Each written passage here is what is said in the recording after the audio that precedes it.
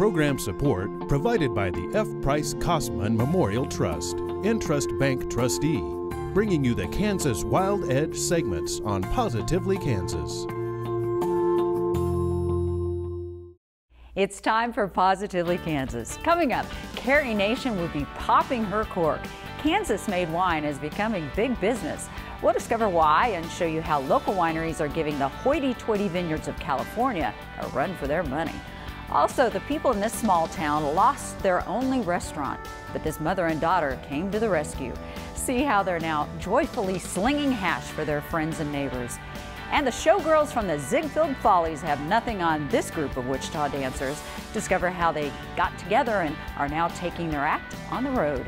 Plus, in our Kansas Wild Edge report, we enter the world of these tiny little creatures that fly through the air to spin their webs.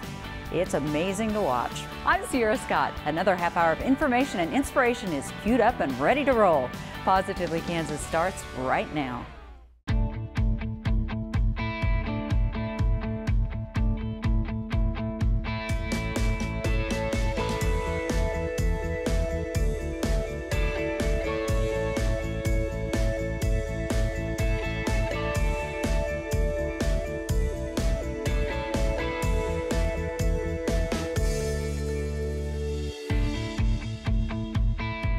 There's a winery boom in the heartland, and it's happening right under your nose. An industry that once sent aficionados to the West Coast or even overseas is now drawing wine lovers much closer to home. Today, the art and craft of winemaking has reached all corners of Kansas with vineyards, wine cellars, and tasting events. Anna Spencer talks with local wine experts about Kansas's extensive winemaking history and its promising future. The art and craft of winemaking is growing in the Sunflower State. On any given day, in fields all over Kansas, vineyards are popping up across the fruited plain, literally. The heartland, once the grape basket of America, is reclaiming that history with its own wineries, like this one near Mulvane. Here at Wildwood Cellars, they're busy producing, bottling, and packaging their own wine, and they've been doing it for over 20 years. You will find 4 generations here every day. Our mom is 91, and she's usually here having lunch and playing cards, and she loves to visit. We go all the way through my grandson. We have one of my grandsons that's 22 works here in the production line, and I'm sure you saw him out there. I have my son runs the production, Sean Ramos. He's also an international wine judge with John. My sister-in-law runs the sales floor. My John's wife, our cousin Pat, does all the cooking, and she makes the jellies and the syrups, and she does the catering when we do catering. Our aunt does the accounting. We're laughing at this because we have probably 10 family members at any one time working for us. Mary's photographs tell the story, from groundbreaking to their grand opening to today, with 3 locations across the state. Through hard work and dedication, the family has made a name for themselves in the industry. An industry that was almost wiped out in the late 1800s, thanks to prohibition and legislation. It was not until 1985, I believe, that we got a law here in the state that allows us to have wineries again. And people were pushing to grow some grapes and that kind of thing in the state. There's no reason why we couldn't, nobody got around to doing it. Wildwood Cellars and others like it have been instrumental to Kansas's winemaking resurgence over the last 30 years, proving that quality, award-winning wine can be produced successfully in the Midwest. Unlike the limited varieties you'll find on the West Coast, in Kansas you'll discover dozens and dozens of labels made from hybrid grape varieties that prosper in our state soil, as well as specialty wines created from just about every fruit under the sun. Combine this ingenuity with wine tasting events, showrooms, gorgeous wedding venues, and bus tours, it's easy to see that the industry is flourishing and creating a niche for itself among wine aficionados across the state and beyond. Experts agree. Guy Bauer hosts the weekly radio show The Good Life on KNSS. Toasted bread.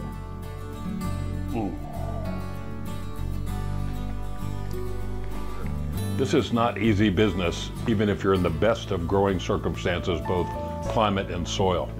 So to produce grapes that make quality wine for commercial sales here is an effort. And fortunately, I think one of the best things that we have done collectively, partially because of the Kansas Grape Growers Association, has experimented with what grapes really work well here. In the heart of his personal wine cellar, Guy lists some of his favorite Kansas vineyards and believes the future of the industry to be bright. There's never been a better time to be a wine consumer, because now the global wine market has brought wines from every corner of the world to your local wine store. And if it's not on the shelf, it's available in Kansas, you can get it.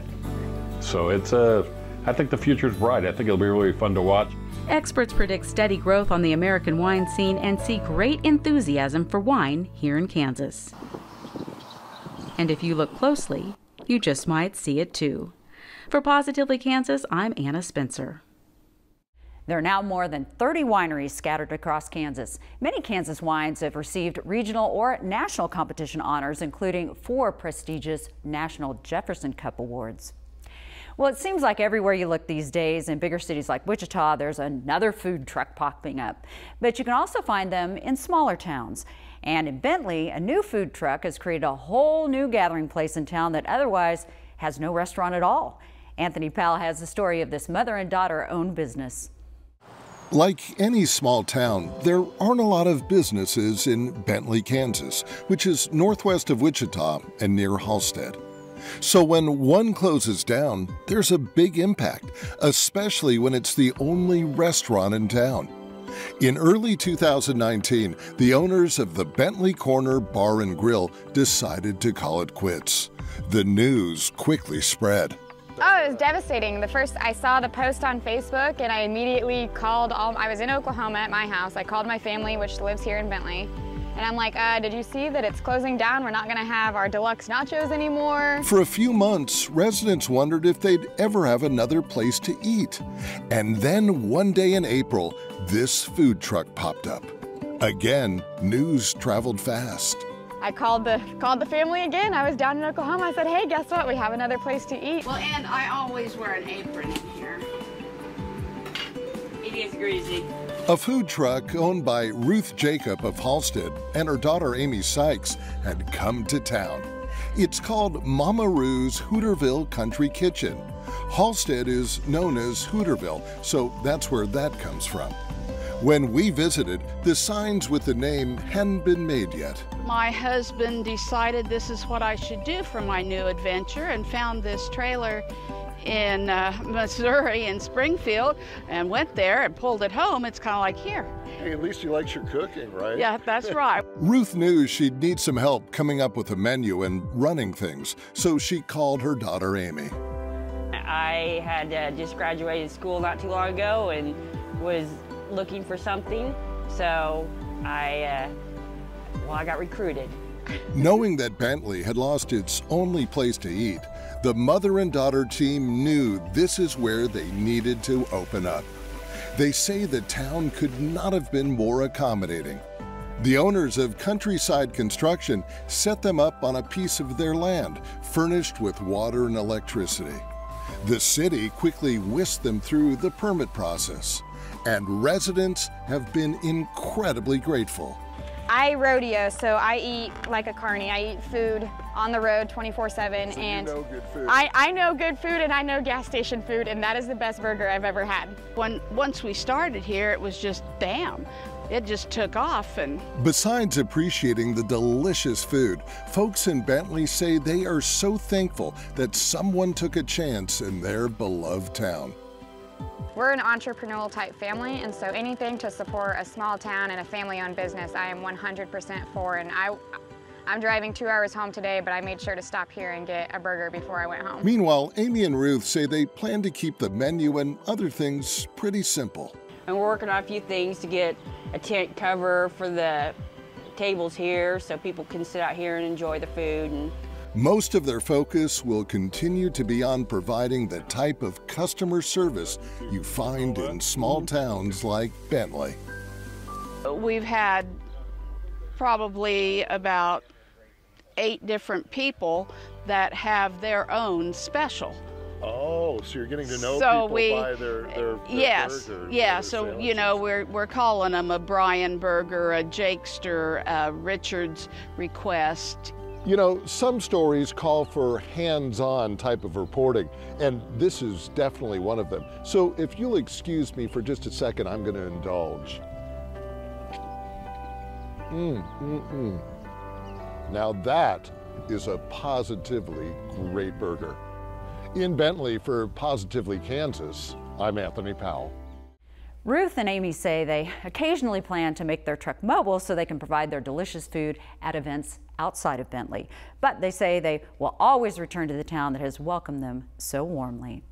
Now to a hot new act that's getting standing ovations everywhere they perform. Jim Grayway shows us how this group of dancers is proving you're never too old to bring down the house.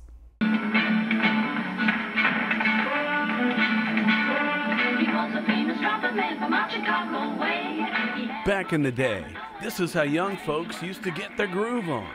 During World War II, the Andrews sisters were all the rage. But nowadays, there's a new group of gals who are busting a move. Meet the Rocking Chair Rockettes. Here they are doing their thing with some dancers from Wichita State. The senior member of the Rockettes is 96-year-old Jane Shaw. Music makes everything fun, but then to be able to be a participant in some kind of action with music is just fun. The kid in the group is Twyla Ellis. She's a fresh-faced 83-year-old. It's great. It is so much fun to think that we, at this stage in our lives, can get out and do those kind of things. These ladies are all residents of Wichita's Lake Point retirement community. Their instructor is longtime dance teacher Vicki Straughter. Well, I can't tell you, when I watch them, it about makes me cry. I get so much satisfaction out of knowing. I know what it's like to get on stage. I know what it's like to perform, and the feeling that you did something so well and so perfect. And that's what these ladies get to feel. And it's like giving the audience a gift. The Rockettes were the opening act at the WSU Spring Dance Concert. The students loved it. This was just the second public performance for the Rocking Chair Rockettes, and with audience response off the charts, these gals say they'll be taking their act on the road. For Positively Kansas, I'm Jim Grayway. If you'd like to book the ladies for a gig, contact Vicki at the Lake Point Retirement Home in Wichita. Now to a story about a Newton, Kansas artist who eventually became the head sculptor at the Smithsonian. But his paintings remained pretty much unknown until after his death. Well, that's when the family contacted Newton Art Gallery, which has been displaying his work ever since. Anthony Powell has the story. As a mixed-race man in Kansas in the 1940s, Vernon Rickman grew up in a difficult time. But he didn't let adversity stand in the way of achievement, as evidenced by his rise to head sculptor at the Smithsonian Museum of Natural History. But it wasn't until a few years after his 2013 death in Newton, where he'd returned to retire, that Kansans and the rest of the art world really became acquainted with his volume of diverse work. We went to the home and there was really 400 plus oil paintings in a little corner of the basement. And we helped sort them, store them better, and then we brought them to the gallery to house them and sell them for the family. Back around 2016, Rickman's family called the well-known Carriage Factory Art Gallery in Newton to see about selling some of his work. It's been a visitor favorite ever since, folks marveling at the variety, everything from Kansas landscapes to an exploration of life's darker side to Rickman's figures.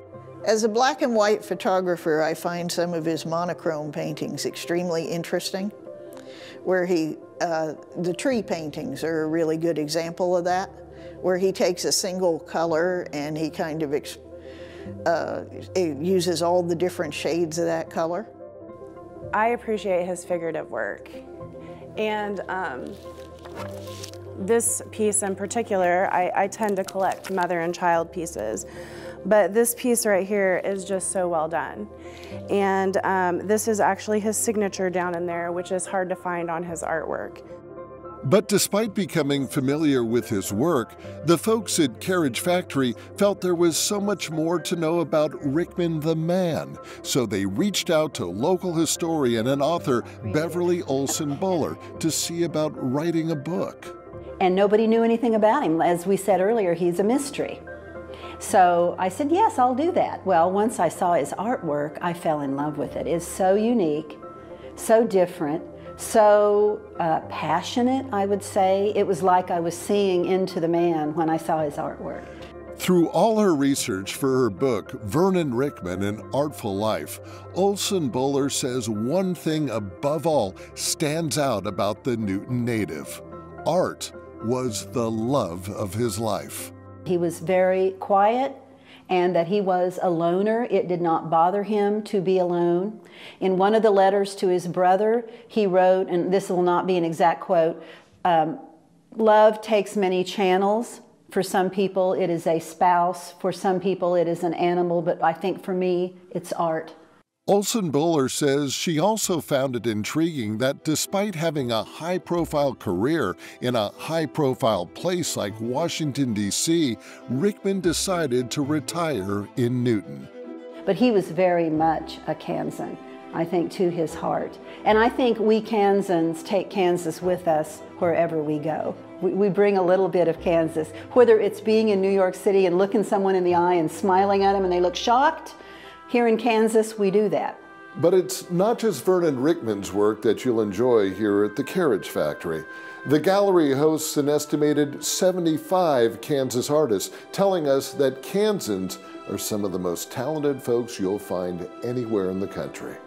And just imagine, this is just one gallery. Think about all the incredible work scattered throughout the Sunflower State.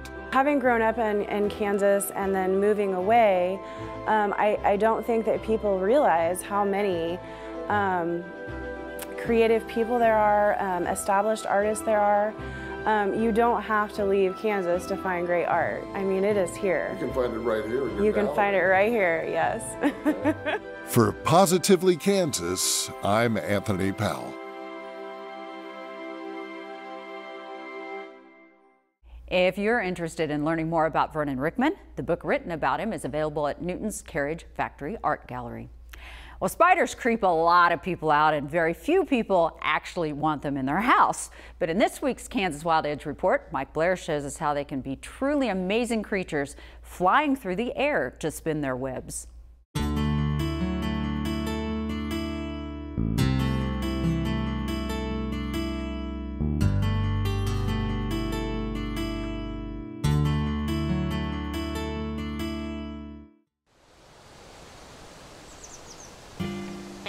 The north wind brings autumn to the land, and wildflowers arrive on strong wings to refuel before heading south.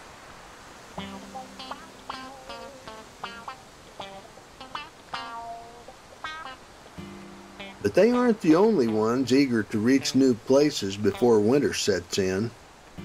Spiders, swarming on October days, are always ready for a fast, free ride into new hunting grounds. And lacking wings, they use their own specialty to catch the wind: silk. It's called ballooning, and it's an ingenious way to fly distances that range from a few yards to many miles. It's normally thought of as a way for new hatchling spiders to disperse from their egg sacs. They build a nursery web, venture to twig and leaf points, and then throw out silk that is caught by the breeze.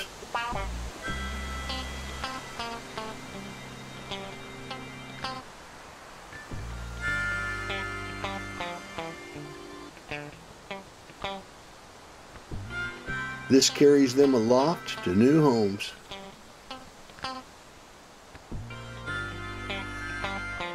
But in stronger winds, ballooning also works for bigger and heavier spiders.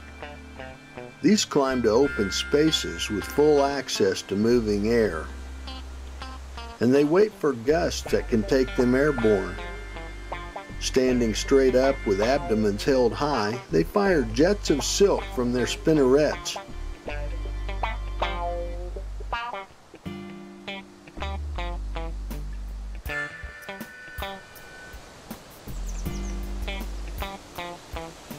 And when the tug of wind is sufficient, they let go to sail away.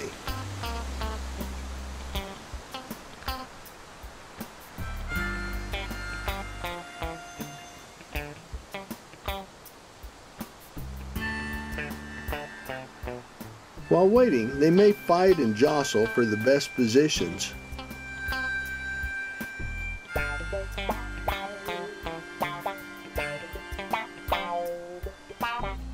And many sizes and kinds of spiders may be present.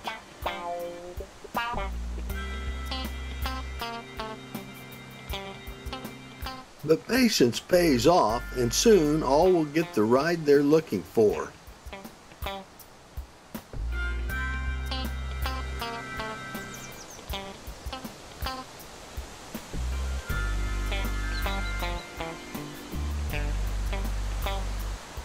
If a breeze fails on takeoff, they simply climb back up to try again.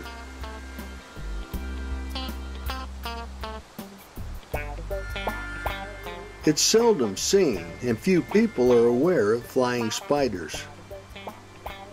But it's extremely common, especially in fall, and evidence is found in vast amounts of silvery threads that wave in the wind. The spiders simply ride their parachutes until they land, and then they set up camp in their new surroundings.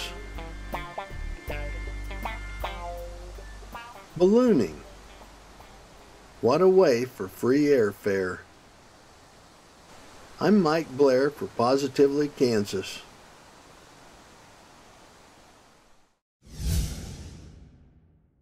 Well, I'm here with author and poet Kerry Moyer. I'm so glad to have you on the show. I just think the cover of your book is so beautiful, and you took this photo.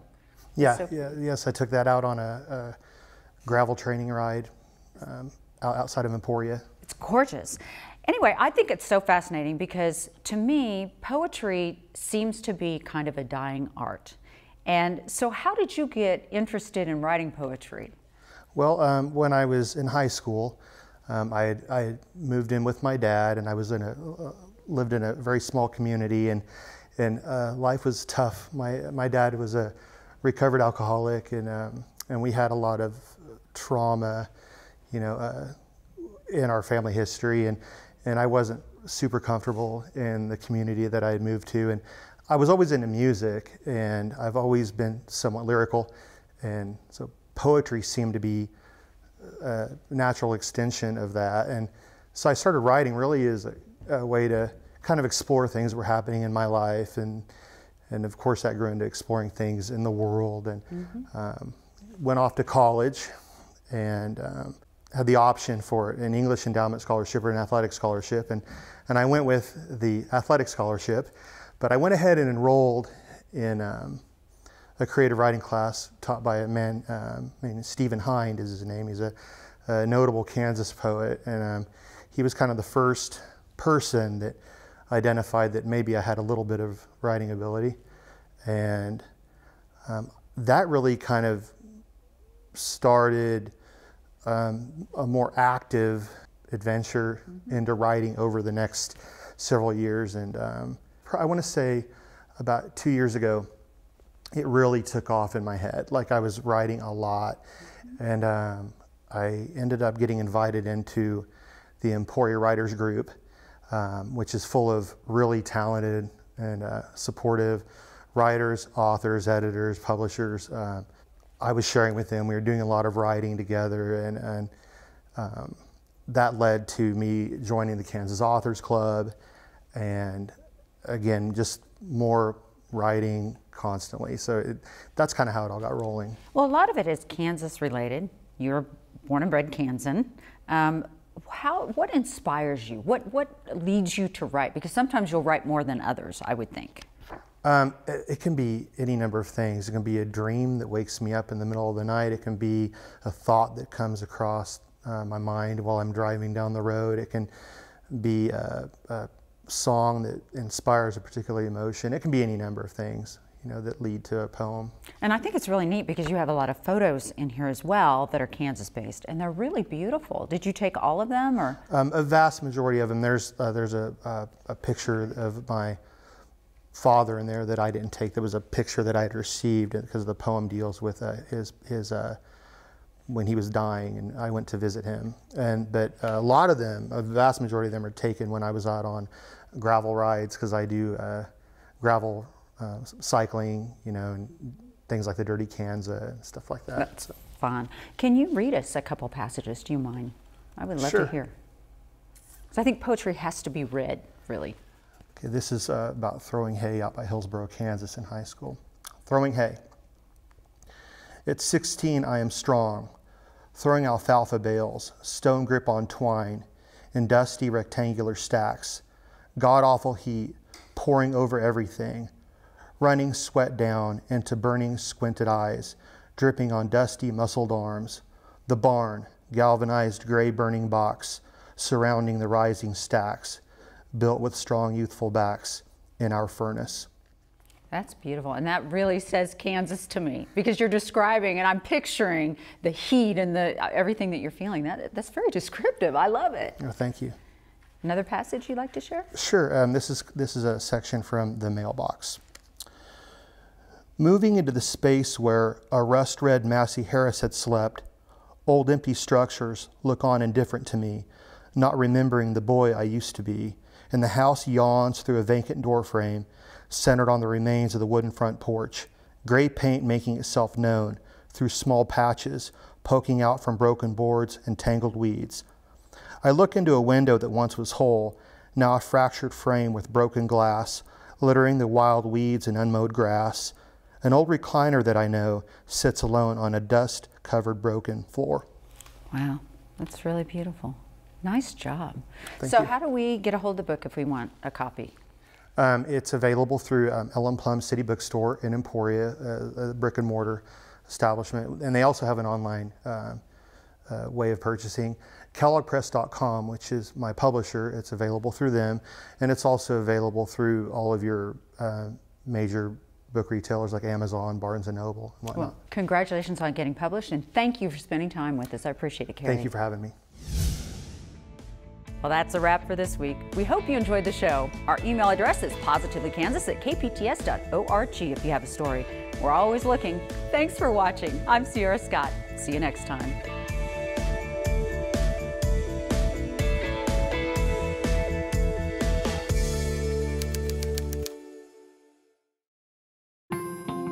Program support provided by the F. Price Kosman Memorial Trust, Entrust Bank trustee, bringing you the Kansas Wild Edge segments on Positively Kansas.